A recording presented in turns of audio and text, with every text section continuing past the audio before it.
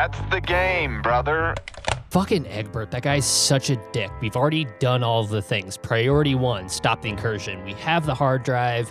We know how they fold sandwiches. We have the book. We're going to burn down the lab tomorrow. It's all set up. This guy fucking knows something, and what do we do? Well, Freeman, I agree. Egbert's an asshole. Yeah. But how many times have we been on these missions, Freeman? For years, we've been doing this.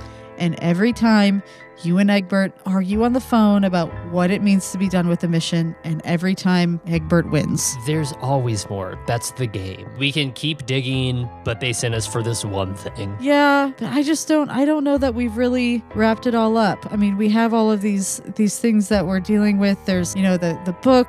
We have the cufflinks. It just seems like everything is connected to something larger. And I understand that we have the hard drive, but there are so many people here that seem interconnected. It just feels like it's some type of brotherhood of Bodis, the big batted Bodis Society or something like that. I don't know. Triple B. I feel like there's more people connected to this. Whatever. You have got to be fucking kidding me. I'm not kidding you. I don't have a great sense of humor, and you know that. Okay. All right. What are we going to do? Well, I'm driving the car. I've got control of the radio. I'm putting on CCR, and we're going to go over to Springfield and Cardiff's house, and I think we should talk to him. Oh, and we're probably just going to find him in the fucking basement, doing a bunch of weird shit, and we'll just ask him, hey, what's up with the weird shit? Where's this going? Furman, I'm down with some light torture.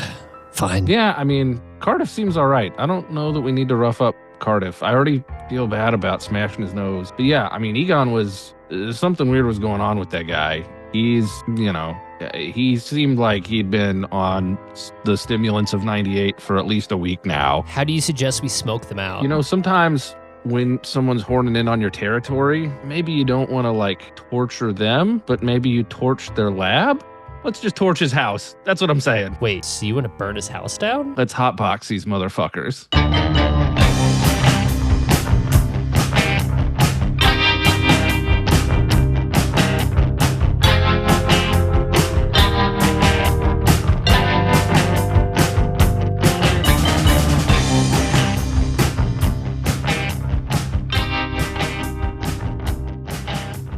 Okay, so... Fuck, we're not going to do the 30 seconds of silence? Fuck! Okay, so we are back, and you guys are in the Cardiff Springfield home. So Thaddeus kind of shoulders past Fruman and Cardiff. I'm going to see for myself. He's just down there writing. He won't stop writing. You hear Cardiff walk behind you like he's going to go down too. And I just open the door and just start going down. I think I have hand on my gun. I don't have it drawn, but I have my hand on my gun. Okay. And I'm just blazing down the stairs. Got it. Okay. You guys walk down these kind of creaky old stairs. There is very little light down there. And as you get down, you can hear furious scribbling. It's dark, and the basement is a pretty good sized basement, and it's all one room. It's like it hasn't been, redone at all. There is one hanging light on the opposite end that's probably 20 feet away from you guys, and it hangs over a desk that is pushed up against the wall, facing the wall, and sitting in the chair is what you recognize as the tall, lanky Egon Springfield with his blonde hair. And the light is kind of swinging a little bit with you guys having moved through the house, and you can't really see anything on either side of him. You just kind of spotlight, this guy sitting there. And the weird thing about all this is that he has both hands down, and they're both writing on separate sheets of paper. What fucking president could do that? He'd write Latin in one hand and Greek at the other at the same time. Probably Trump. Yeah. All right, well, somebody made a mention of presidents, even just briefly in passing, so I think we know what time it is. Presidential Trivia with Mazie. I want to say that it was Warden Harding. That's so fucking cool, though. That's so fucking cool. I love the idea, because I love the idea of automatic writing. I think that's such an interesting, weird spiritualist thing. I've been reading a lot about theosophy or whatever. No. Fuck, how could I forget this? It was James Garfield. Oh. Was it really? Yep. When was James Garfield president? He was the first left-handed president. He was also ambidextrous and multilingual. That's why he was assassinated. Yeah, by the lasagna. Also, who shot James Garfield? Hulk. Charles Guiteau. Okay. Who's Charles Good? Well, so Charles Guiteau is, a nobody in, history. Okay. But then like he went in prison, and then one of the prison guards shot him. Okay. And it was the first use of temporary insanity as a criminal defense. Oh, Wow, that's really cool. that's interesting. That's like almost maybe scenario. I feel like even just saying that weird series of events is like an interesting turn of things. Huh. Okay. But yeah, When was that? 1881. Okay. Interested. Does he notice us? At No, all? furiously writing. You can see he's got his the work shirt that he had on, or not work shirt, but like dress up, button up with suspenders on, and the shirt's rolled up, and he's like sweating through his shirt. He actually, you guys squint a little bit, and he looks maybe even just like a little skinnier than even before. Now that he's got his suit jacket off and stuff. I think since he doesn't notice me, I just kind of walk up to see what he's writing. Okay. Does he have writing implements? Like, does he have like a pen or something? Like, he's not like writing in blood with like No, he's stump. writing in pen. No, stump fingies or something. No, he's writing in pen. It would be sick. Yeah, so I walk up and kind of peer over his shoulder. Yeah, so on the right hand side, you see script that is very neat and a very like archaic cursive. You would need to look at it a little more to see what he's doing, but as far as you can tell, there's almost like mathematical formulae that he's writing out. With his left hand, it's a far less controlled, much more scribbled, non-cursive, cramped writing. That, though, you don't need to see to figure out what he's writing. So I'm going to send this in the chat, and I want you to read it out loud. No, not that. Don't look at this. You want me to read it out loud? yeah. Okay. Oh, oola, Oola loom. oola. Oola Oola dooly. I return to this grave. No control. I remember each trip. Why don't I remember in real life? Why is this happening? How is this happening? I'm stuck here. I'm stuck here and cannot breathe. If this ends, I must remember when I wake up. Can John help me find out what is happening? Remember the tomb. Remember the tomb. Ula lume. And that's just being written Over and over. over and over and getting more and more and more chaotic. He's almost like ripping through the paper. As soon as like one gets through one piece of paper, he like literally grabs it, flips it, and then starts writing, both on the right and the left side. Seeing him do that for the first time, you look down, and on the right side, there's just hundreds of pages in various states of like decay, as if he's done this multiple nights, maybe even for the last couple of weeks, filled with these like cursive letters and formulae. And then on the left-hand side, there is just like a shit ton of what looks like this cramped writing. And the one thing you will notice is some of them look less cramped and less written hastily, almost as if the older looking papers on the ground aren't quite as scared. But then it's like as they get newer and newer, it gets much closer to where it is now. Okay. As I, knowing that like I've done a fair bit of like reading into the protein folding, like all of that sort of stuff, when I look at the right-sided mathematical formulas and stuff, is any of this at all familiar? So he's just writing. Cardiff kind of comes down and is looking at him almost in shock. And you just hear him say, he's even skinnier than before. I think he kind of runs over and starts looking at more papers, the left-hand side, and you can see like his tears start welling up a little bit. What the fuck? And like just starts leafing through them. In that time period, what happens is I think you reach down and maybe pick up that last piece of paper, maybe the most recent couple that are down on the ground, and looking over it, can you give me an intelligence roll? Or if you have mathematics. If it's an intelligence, it's a pass at 62 on an 85. Excellent. So what you notice is that he is writing out complex proofs that use non-standard analysis of advanced calculus to develop predictive models. You would recognize some of this from the protein folding, but now what it's actually being applied to is social behavior. Reading through these things, you think that this is somehow allowing people to predict what a person's actions would be based on a minimal amount of input, similar to kind of the protein folding stuff, but geared towards a different direction. And then I think with the intelligence roll succeeding, one thing you would notice is that when the proofs aren't being written out and when like kind of this like advanced math isn't being done, there are sections of text that use old time English, almost like 1800s English, and it's bringing up ideas from theosophy that describe like thought forms and creating things via thought, but it's like fucking gibberish as far as you can tell. But the strange part is it's almost like a coder's notebook where it's like, here's the code to do something, and then here's the word describe the code that we just ran for that section. It's like that, except you can't make sense of how these would even be put together at all. Thaddeus sees Fruman pick up the papers and kind of look over them for like 30 seconds, and he's like, Fruman, what the fuck Do you know what any of this means? He's expanding the scientific realms of what he's working on. He's gone beyond protein folding, and this is sociology. I don't understand anything about how people would interact and like make decisions, and this is boiling that stuff down into math, and I understand it. So like mathematical formulas to predict behavior? I think so. Is that even real? This protein folding thing isn't real until it is. This isn't real.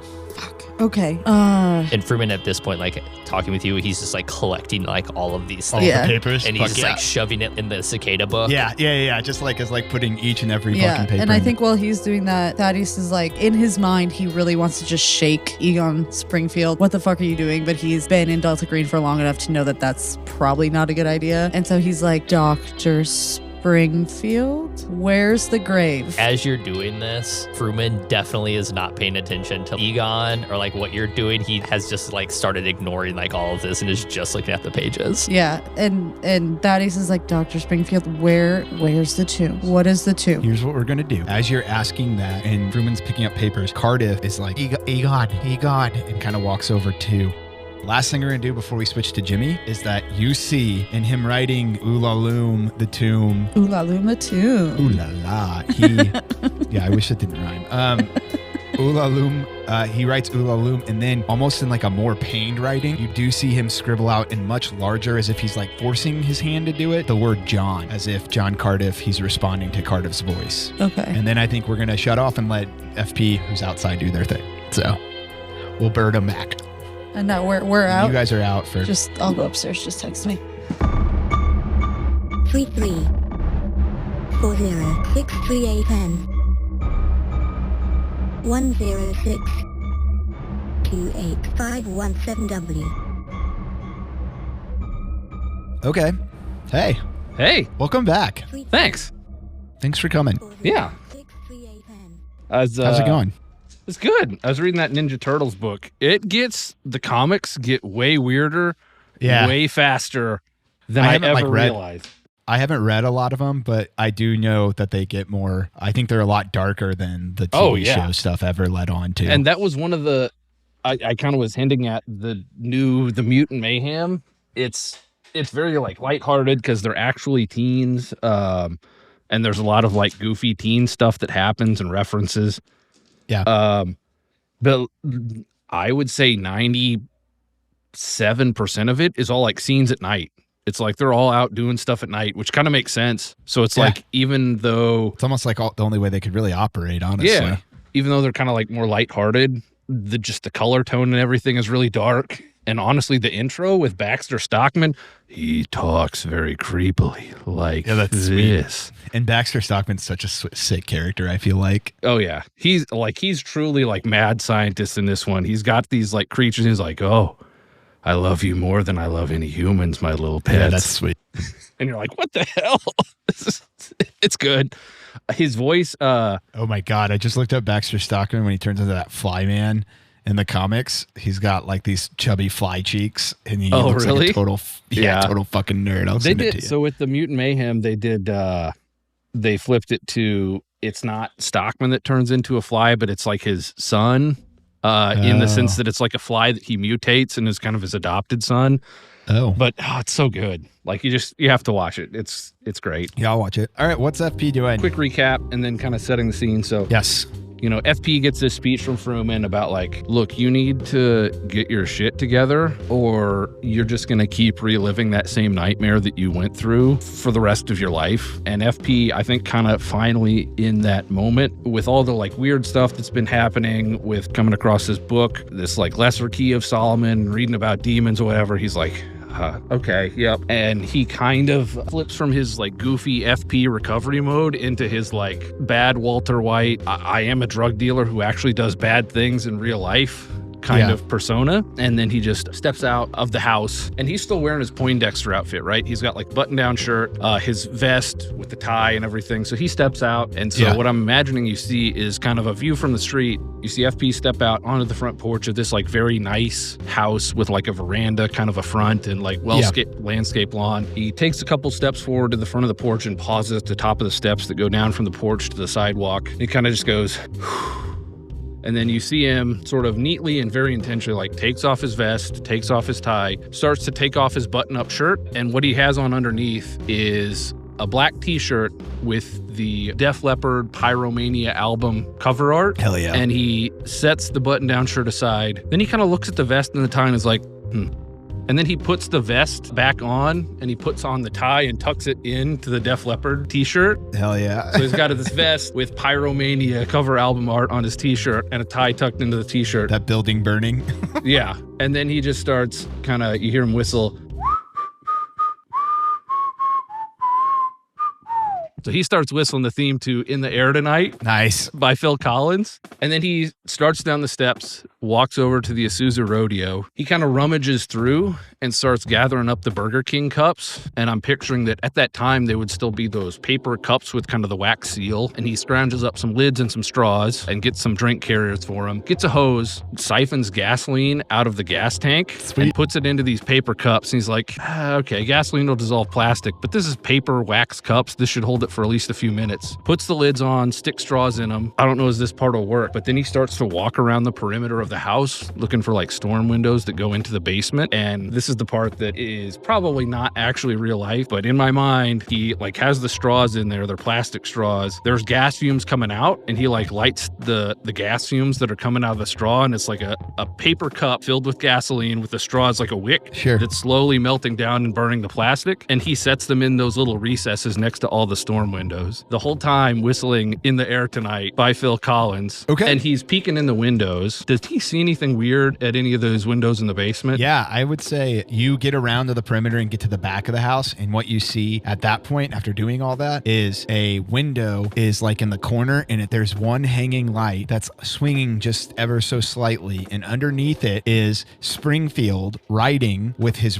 right hand and his left hand separate, and he's writing on two separate pieces of paper. And you see what looks like Truman picking up all of the paper on Springfield's right hand and organizing it to put in that book. And then you see Cardiff walking over with a couple papers in his hand, and he puts his hand on Springfield's shoulder. And then behind him is Thaddeus, and you can see Thaddeus's lips move. It looks like Springfield is in a fucking trance. Does not respond to any of them doing any of these things at all. Okay. So obviously this looks unnatural to FP. So I pictured him having like 2 drink carriers, 8 cups of gasoline that he set around all these windows. He's got 2 left, and he kind of sets them down in front of this window, lights up the straws, and is kind of watching this scene. The whole time mumbling, singing to himself under his breath, In the air tonight, oh Lord.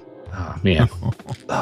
I guess, can I roll like a human or an unnatural to get a sense of like, is there any threat to this situation? Yeah, why do you want to roll a human? Yeah. And this is probably a pretty important human, so I don't know if you want to spend some luck or push it or do something. Well, I rolled a 66. Let's see what I have in human. Well, that's not right. A 70? Hold on. Dang it. I tried to print a new character sheet, and our printer's messed up. This just adds to the suspense. It really does. I'm like, oh my, you don't have a 70, do you? I don't think so. I think it was 60, if I'm being honest. God dang it, this is frustrating. Where is my... I have a 50 in human. Okay. So, wow. Do you want to tell me what FP interprets, so or do you want me to tell you what FP... Because I have something about how I wanted this to go, and it fits better with failure. Yeah, sounds good. So there's these 2 cups. So FP sees this, thoroughly interprets it as something not right with like in the context of everything he's heard. This guy's doing like weird ritual stuff. He sees his friends down there and he's like, I don't really know these guys. Like I've been hanging out with them for 3 or 4 months, but like I don't know them. And most of the time they seem to hate me or they think I'm an idiot. I mean, they literally just kept me from even talking for like the last 2 days with everything we've done. This doesn't feel right at all. And so he's going to continue with his plan. So he's standing there and he's like, he's singing In the Air Tonight, and he gets up to that bridge, and then when he gets to the drum solo, he like takes both of his guns and fires bam bam bam bam bam bam bam bam bam like into the window, and then like kicks the 2 cups of flaming gasoline through the storm window. So he basically breaks the window open with these 9 shots and then like kicks 2 flaming cups of gasoline into the window because he thinks he is thoroughly under threat. And as a player, that's an awful decision. Yep, but that's okay. Because I critically fail. Here's what's going to happen is I think in the brief moment, are you looking through the window when you do that, or are you near the window at all? Yeah, so as I imagine it, you know how like old houses have those storm windows where they're like set into the ground? Yeah, down, yeah. Yeah, he like has these 2 cups of burning gasoline setting right there on that ledge before it drops down and goes into the window. Sure. He fires shots to like each drum beat as he's singing the song at that song break. And then after that, he kicks both cups of flaming gasoline into the broken window that he just shot through 9 times. Sure. So what you're going to see is as you shoot and kick the gasoline in there, you are going to see what looks like Egon Springfield. His head snaps up and looks you directly in the eyes. Yeah. This is all bad choices.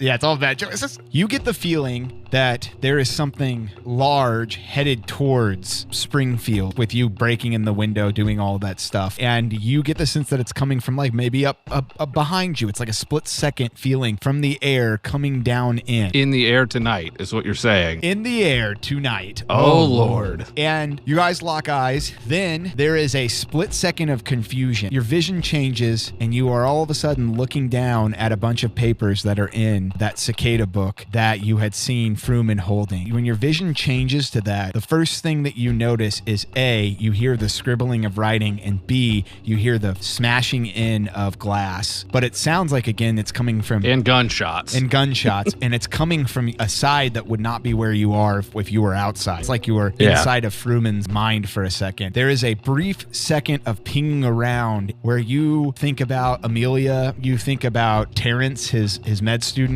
you think about the apartment, you know intimately for a very brief second so many details about Fruman's life. And then all of a sudden it flashes out and you're looking at the back of Springfield's head, which is the viewpoint of what you would know as Thaddeus. A similar thing happens, right? You notice that you're not really in control, but you hear the smashing, you hear the gunshots from a different viewpoint. And then you get, for the briefest second, it's like you're exposed to the intimate life of Thaddeus. You see a giant green flaming eye. You see the forests of Idaho. You see what ostensibly was what caused so many bad burns, and it's all like very, very, very quick. I mean, it's basically in the span of that musical break. It's like once I start firing the shots, I lose my sense of self, and my hands are just kind of going. But I'm seeing. No, I love the idea that things. It's like with each drum beat from the fucking Phil Collins inner like bridge or whatever, you're switching people. Then you jump out and all of a sudden you're looking at Springfield from a side profile, which would be Cardiff's view. In your mind, it blossoms all of these, like the first time they met on their very first date. Both of them were very nervous as like, unfortunately, like gay men in like the 70s. Yeah, especially if they're still in this. Well, I guess they weren't in this area. But they weren't in this area, but they were still in kind of the conservative leaning stuff, which is how they ended up getting there. You know, you flash like first date, first time that you guys moved in together, having to hide it from your parents, all of these things of like an emotional bond with Springfield pops up. And then the very last thing is you see the viewpoint of 2 pieces of paper with your hands writing, as you would know as Springfield. And that's when shit really hits the fan for you. So at that point, you get that same reciprocal feeling with Cardiff as if Springfield is having similar, you know, it's a different viewpoint, but it's like the same relationship blossoming, moving. I think in Springfield's, the split second you get is like their first argument about having to move to New Mexico and hiding their relationship in this giant Christian college when they had just been working towards, you know, being more open with everybody about it. You know, their very first argument, like a bunch of like emotions kind of swirling back and forth. And then it's like you plunged into a deep black lake. It's black as midnight on a moonless night. But it's not really a lake or an ocean, even though it feels that way. I think it's like the vastness of space. It's like an unfurling blackness. It's like I fall into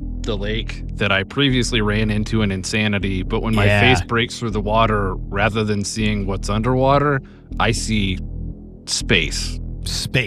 Blackness, like twinkling of stars, like a Did void. you ever camp out at night and just lay on the ground or lay on a trampoline, and you're laying in an area that's open enough that you could see all the stars? But even on your peripheral vision, you can't really see anything. Yeah. And for a moment, if you keep looking long enough, you feel almost disoriented. Yes. And that's it, except you can never orient yourself to anything that's happening. I can't sit up and look at the tree line because I can't move my body because this isn't my body. I don't know if you've ever been out on the ocean where you can't see land. Yeah, it freaks me out and I hate it. I'm a pretty strong swimmer. I was on swim team for years. I fucking hate being on boats in large enough bodies of water where I can't see the shore. Damn it, I hate that.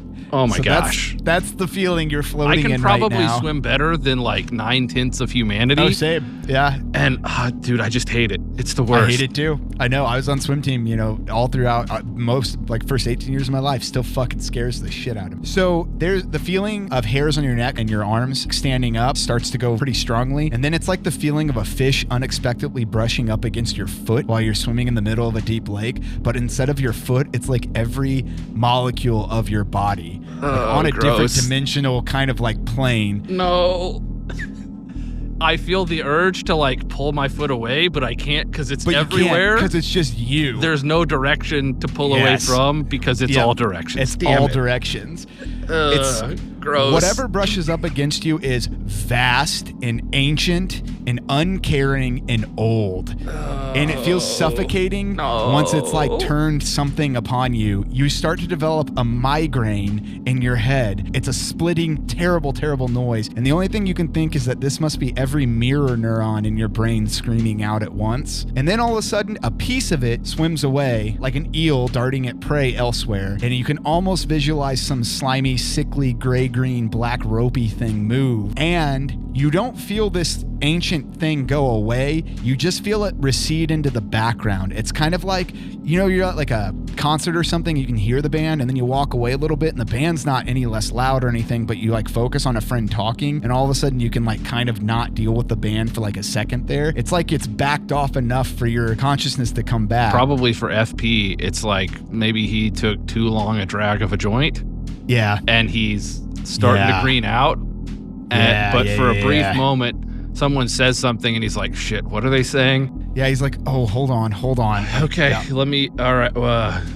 And then he's like, okay, let me focus. And for a brief moment, he can focus on those 10 words that they say. Right. And then he's like, all right, this is done. And then he just kind of gives up to whatever it is that's happening. And I think what you would maybe realize saying that is that a lot of your conscious life is actually spent in that moment trying to just prevent the green out that would be whatever the thing is you've just brushed up against. And then the last thing I'm going to have you do is roll me a 1d4 and you're going to get a specific thing happen. 3. As the slimy large eel darts away and you are back to looking at this house that you have just shot up and kicked the windows into and just thrown gas in, there is one last picture as if it's all part of a whole, yet each an individual here. And that is a picture of a large black hole, almost like a hole in reality itself. It's the size of a small town. And you can see it on a backdrop of a cartoon map in your head. And it just is a chunk of that map is fucking blown out. And it's the exact size of a small town. Is it the size of this small town? No, it's for sure not this small town. You know for a fact that it is not this small town. Do I get the sense that it's anywhere? So it's actually on a map. I guess what I'm imagining is the intro to Gunsmoke or Rawhide or one of those, or the one where it's the credits are this old-timey map and the pages burn up. Yeah. But there's a town, and then there's a bullet, somebody shot a bullet hole through this town, and then the paper's ripped out where the bullet went through the map. No, I love that because that is what our small monkey brain can do to interpret whatever it is. You know what I mean? It's something that he's seen before. And then, of course, after the shot goes out, the page burns up, and he's like, well, that's ominous. Yeah. not good. That happens. We're going to do a sanity roll for that, obviously. And then we're going to do something fun that I'm trying to workshop here. We'll see if it works or not. Well, that's a 55 on a 46. Oh, 2 quick fails in a row. Great. Nice, love that. Okay, we may end up, this may be, because I got to bring them back and do something similar. And so, like, this may be the end of the episode, honestly. So the one thing that I'll remind you of, I also set 6 other cups of gasoline around this house with the straws burning. And eventually it's going to burn and melt down into the cup. And then you're going to have several flaming cups of gasoline set in storm windows around this house. And they're probably going to like start lighting the entire place off at any moment. Whatever you want to do with that. The unfortunate part is brushing up against this is quite a bit of sanity loss. So yeah, sure. I mean, yeah, of course it would be. Yeah, I unfortunately had it at 1d6 plus 2, and since you critically failed, that's going to be 8. Oh yeah, that's right, because I don't get to roll. Because you don't get to roll, because it's a critical failure. I rolled a 1, but it doesn't matter. No, you lose 8, and so are we at a breaking point? And obviously, we're fight, flight, or freezing. Yeah. Well, I mean, obviously, what do you think his dominant is at this point? Ooh. It's fight. He's full, like, drug dealer, like, give me my fucking money. Sure. Mode. So the only caveat to what I will tell you, and maybe the last thing about having all this is, and what we're going to do before you do this is, you have now felt more connected to these other 4 people than you've ever felt to almost anyone in your life. Yeah. What we're going to do is Cardiff and Springfield aren't going to get anything, but immediately you're going to add 2 bonds. And the bonds are Fruman and Thaddeus. You're going to get your charisma for both those bonds. But then the last thing that we are going to leave unresolved here is you're going to tell me one of your bonds that we will reduce to 0. I'm going to go with, I don't know if I ever sent you this, Daniel Rogers was the name of the sort of surrogate father figure that FP ended up being, man, that hurts, that ended up being friends with through all the like boys clubs that he sort of got shoved into growing up, like going through foster care and stuff like that. The reason that it hurts for me personally, you know about Daniel Tiger? I don't know. So Daniel Tiger is a kid's show that we watch with Felix, and it's an animated show, but it's essentially the legacy of Mr. Rogers in the sense that Daniel Tiger like walks in, takes his shoes off, he puts on his sweater. It's a PBS show. It's basically like an animated kids version of Mr. Rogers. Sure. So this guy's name is Daniel Rogers because Daniel Tiger and Mr. Rogers. Like, oh man, I was literally watching this show with my son earlier today. That hurts me as a player, but from an FP standpoint, that's the one that makes the most sense. I'm hoping that we explore this, what this means exactly. So the thing about charisma is that, so I now get Fruman and Thaddeus as bonds that are whatever my normal bond level is based on my charisma. Your charisma, yes. And it's just flat charisma, right? Not it's charisma just times flat. 5. Okay. Correct. All right. And then why don't you do your fight, flight, or freeze? Okay. So it's 1 is, it's like 1, 2, 3, and then 4, 5, 6. Like your and then 4, 5, and then 6. Okay. So I rolled the 2, which would be fight in this case. I guess my thing is through the lens of, man, I feel really bad about this. Well, I don't know. I think, FP was essentially just like to the extent that another human can know what another person is thinking in the entirety of their lives. He knows what all 4 people in that room are thinking. Yes. So he feels, he's like, man, I've taken some LSD in my time and thought I knew what it was to know other people, but in relation to what just happened to me, that's all bullshit. Yeah. So his fight is thoroughly focused at, I guess what I would like to say is he wants to try and fight whatever it was that like brushed past him, if that's a thing. Can he direct anything at whatever that was?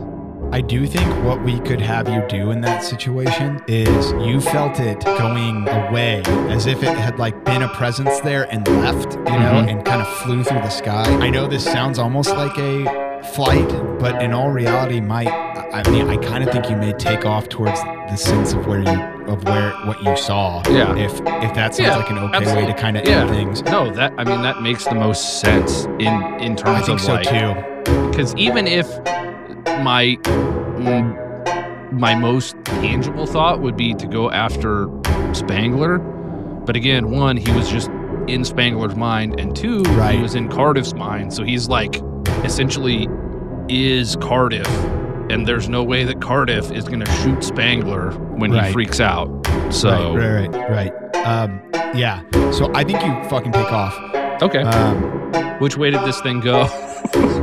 We're going to say that you take off, and we can talk about it next, because I think Pat has to be done with stuff pretty soon here. Okay, cool. And then, well, I guess we'll finish this with, I mean, you can listen, because they're going to get basically the same thing. It's not like there's anything you'd not listen to. It's fun, because that's the second time that I've rolled a fight, flight, or freeze, where the thing that I am fighting or flighting or freezing from is no longer physically present. And so it's like, where the hell do I direct this feeling? What do you do? Yeah. Because the other one was a dream that I immediately woke up from and ran into a lake. 33406310 106285117W.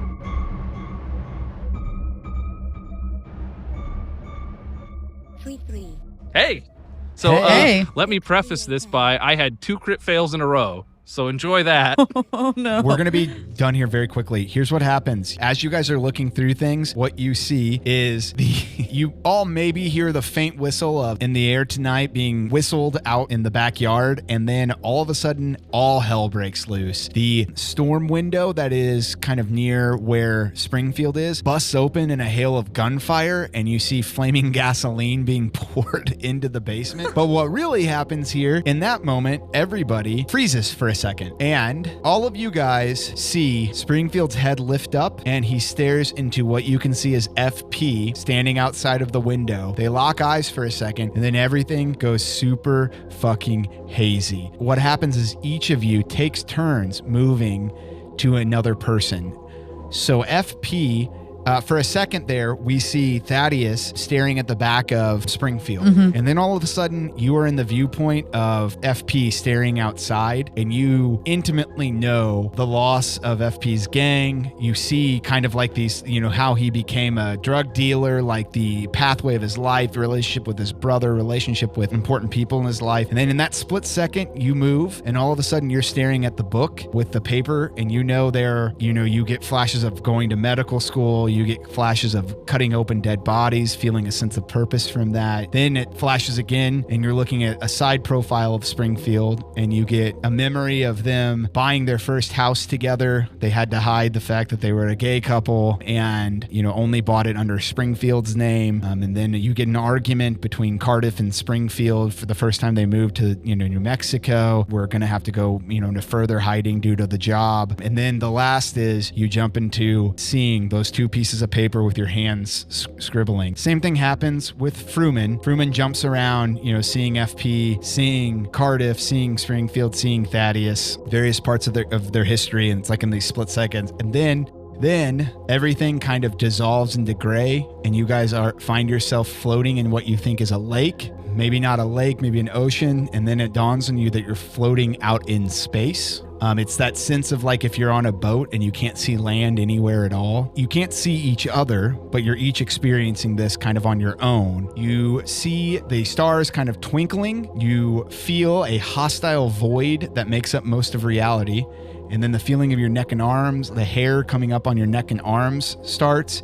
And then all of a sudden, it's like the feeling of a fish brushing up against your foot in the middle of a deep lake. But instead of your foot, it's like every single molecule of your body that you can't escape. So you move and it's still right there, like on a different plane almost. That feeling, though, is also associated with a feeling of something old and vast and uncaring that's like surrounding you and suffocating you. There is a feeling that it's always been there and always will be there. And it doesn't really know that you are there at all. There's a split second where maybe it turns a little malevolent eye towards you, and you get like the sense of true like mammalian response to fear. And then finally you hear a very high-pitched whining, and you get a splitting migraine that hits every mirror neuron in your brain. And then there's the feeling of an eel darting off, a slimy, sickly, gray, green, black, ropey eel darting away from you guys from this basement that you're in, coming from Springfield, leaving and going somewhere else. And then I want everybody to roll me a 1d4 first off. And if you get a 3, roll again. 1. Okay. 4. So Thaddeus sees a frozen lake underground filled with people floating under the surface of the ice. They're all trying to tap their way out, forming these splinters on the ice, and the splinters form bigger and bigger cracks until it's like a web, like a spider would weave. And then Fruman sees a massive colony of ants moving all at once without speaking to each other, somehow able to communicate as if one mind. And that colony of ants starts to just envelop all of New Mexico. Then you guys, right back to where you're at, you hear what I guess amounts to FP running the fuck off. So you probably hear FP saying, "Give me my fucking money," as he you hear gunshots just trailing off in the distance, and he's not at the window anymore. Why don't you go ahead and roll sanity for me? Yeah. And then that'll be grip, excuse me. That'll be the end of what we do tonight. Wow, I somehow pass. That's okay. So that's a 1d6 plus 2. Oh, great. 6. So you lost 8. No, I lose 6. Oh, you lose 6. Total. Okay, so that's 5. 4. And then did you hit a breaking I did not hit a breaking point. No. Okay. And Patrice? I rolled a 29. Okay. Actually, don't know my sanity. I mean, it's in the high 60s or 70s. I assume that I've lost some sanity, but I think so. not entirely sure why. Oh, we should keep track. We should. I feel like, yeah, It's a pass. I don't know exactly. That's fine. You're going to lose 1d6 plus 8, and so the biggest part here is if you're going to fight, flight, or freeze. 1d6 plus 8. Sorry, 1d6 plus 2. 2. 1d6 plus 8. I'm like, yeah, you're going to just die, basically. You lose 14 sanity. That's an 8. Cool. Okay, so we can figure out your breaking point stuff later. The last thing we're going to do then is everybody's going to fight, flight, or freeze, and you're going to think about what that looks like, and then we're going to end things. So when you do fight, flight, or freeze, here's my question. Is every single time it's the same, No, or it can can be it different change? based Okay. on what's happening. Yeah, so I think in this instance, he would be flight, fight, freeze. I think his base goal, like we kind of talked about earlier, is to keep F-Cell together. He really has nothing else. He sees Fruman as a son type character, and I think he's beginning to see FP as another son who he's responsible for. So I think he would try to most likely run after him in a certain sense. Okay. If I can kind of tell you, so essentially the way that I framed it was I felt that same presence that you guys did, but then I also essentially in a very id sense for a brief moment was you guys and Cardiff. Mm-hmm. At the same time, I'm outside the house. You guys are inside the house where I was just firing blindly, and I also kicked 2 flaming cups of gasoline into the basement where you currently are. Yeah, and that's also why I'm going to run away, because I'm I have had enough fire in my life. Yeah, I think probably, unless you have a good reason, flights are probably your biggest one here. Well, I freeze, so I rolled a 6. Okay, then Patrice. Freeze, flight, fight. Okay. It's 5. Okay, so flight. fight. You said freeze, flight, Flight, so flight. Flight. Okay. I think everybody needs to think about what they're doing then, because I think this is potentially a good place to end. I will tell you that Cardiff is definitely flighting, and Springfield is definitely freezing. So Springfield's basically kind of comatose at this point. Me and Springfield are chilling in the basement. Chilling in the basement.